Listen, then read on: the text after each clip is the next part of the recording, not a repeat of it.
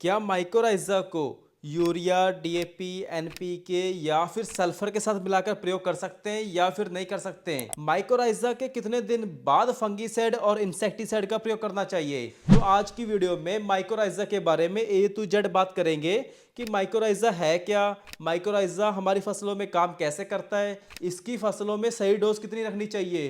तो ये सब कुछ बात करेंगे इस वीडियो में। तो चलिए जानते हैं एक एक करके। किसान वीरों, सबसे पहले समझते हैं कि माइकोराइजा है क्या। तो माइकोराइजा ये दो शब्दों से मिलकर बना है, पहला माइको और दूसरा राइजा। माइको का मतलब होता है फंगस और राइजा का मतलब होता है जड़ें। सो ये माइकोराइजा एक नेचुरल तरीके से पाई जाने वाली फंगस है जो पौधों की जड़ों के साथ सहजीवी काम करता है। जैसे कि ये दूर दूर से पौधों को जरूरी पोषक तत्व ला के देंगे और इसके बदले ये जड़ों से अपना खाना प्राप्त करते हैं। मतलब ये आपस में एक दूसरे के लिए काम करते हैं, सहजीवी संबंध बना के रखते हैं। मगर आजकल की जमीनों में इसकी काफी ज्यादा कमी देखी जा रही है, जिसकी वजह से फसलों की प्रॉपर ग्रोथ नहीं हो पा रही है। इसलिए माइकोराइजा को बेसल डोज के साथ देना बहुत जरूरी हो गया है। और अब बात करते हैं कि माइकोराइजा ये हमारी फसलों में क्या क्या काम करता है। तो माइकोराइजा ये हमारी फसलों में जितने भी स्टॉक पड़े मैक्रो और माइक्रो न्यूट्रिएंट होते हैं उन सबको चलन फॉर्म में लाके पौधों तक पहुंचाने का काम ये माइकोराइजा ही करता है। जैसे कि जो जड़ें होती हैं ये दूर दूर से पोषक तत्व जो अनअवेलेबल फॉर्म में पड़े होते हैं उन सबको पौधों की जड़ों के पास लाने का काम ये माइकोराइजा ही करता है। जैसे कि आप देख सकते हो कि यहाँ पर जड़ों का विकास कितना बढ़िया हो गया है। मतलब वाइट रूट्स का ज्यादा से ज्यादा विकास ये माइकोराइजा ही करता है। और इसके अलावा ये जो माइकोराइजा होता है ये फास्फोरस अपटेक में सबसे ज्यादा मदद करता है। मतलब जो फास्फोरस जमीन में इनसॉल्युबल फॉर्म में पड़ा होता है और ये माइकोराइजा उसे फिक्स करके सॉल्युबल फॉर्म में जड़ों के पास बहुत ही आसानी से दे देता है, जिससे फास्फोरस के कारण पौधों की जड़ों का विकास और तने की मोटाई बहुत ही बढ़िया होती है। और जो ये फास्फोरस होता है ये पौधों को ज्यादा से ज्यादा कैसे मिलेगा, उसके लिए हमें शुरू में मतलब बुआई के समय डीएपी, एनपीके या एसएसपी के साथ माइकोराइजा जरूर देना चाहिए, जिससे हमारी फसलों में फास्फोरस की कमी देखने को ना मिले।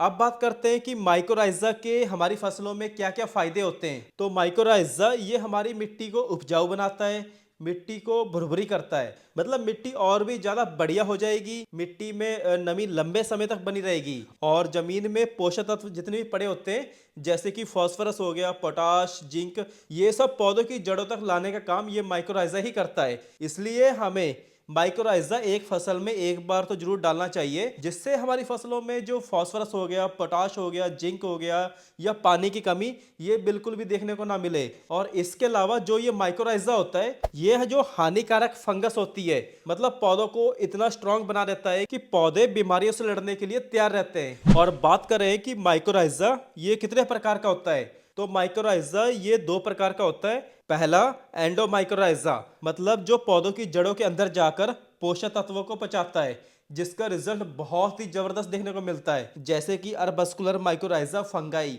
और दूसरा एक्टोमाइकोराइजा, मतलब ये पौधों की जड़ों के आसपास रहकर जड़ों के लिए काम करता है और जड़ों को सारे माइक्रोन्यूट्रिएंट पहुंचाता रहता है। सो बुआई के समय माइकोराइजा के रिजल्ट बहुत ही बढ़िया देखने को मिलते हैं। मगर माइकोराइजा देने के कम से कम 10 दिन तक कोई भी हमें फंगीसाइड का प्रयोग नहीं करना चाहिए, क्योंकि माइकोराइजा में जो फंगस होती है ये जो फंगीसाइड होते हैं इसके साथ मिलके जो ये गुड फंगस होती है ये कुछ हद तक खत्म हो जाती है। बाकी इसे यूरिया हो गया, डीएपी, एनपीके के साथ डाल सकते हो, कोई भी दिक्कत देखने को नहीं मिलेगी। बाकी टॉप लेवल के रिजल्ट पाने के लिए आप किसी भी फसल की बुआई के समय ही माइक्रोराइजा डालें। और माइक्रोराइजा की सही डोज हमें लेनी होती है 4 केजी पर एकड़।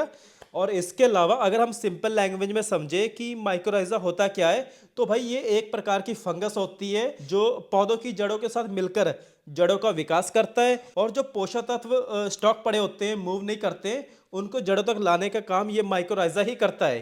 तो किसान वीरों, ये थी एक कंप्लीट जानकारी माइक्रोराइजा के बारे में। और इसके अलावा अगर आपके कोई सवाल हैं तो भाई आप कमेंट करके पूछ सकते हो। धन्यवाद।